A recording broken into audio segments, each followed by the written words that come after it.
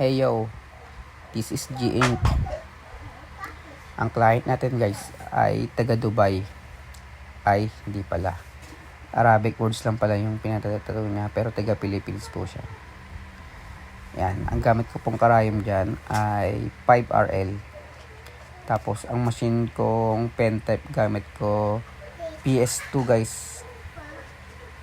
Tapos ang bolts ko ay 5.2 volts lang para hindi ka mabugbog ang balat. Kasi guys, pag mataas ang volts mo, nakaw, sira yung balat mo guys. Mapupunit.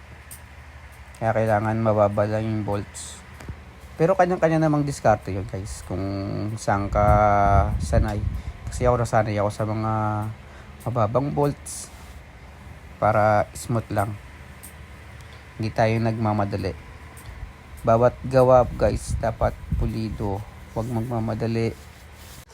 Red ink nga pala ang gusto ng client natin.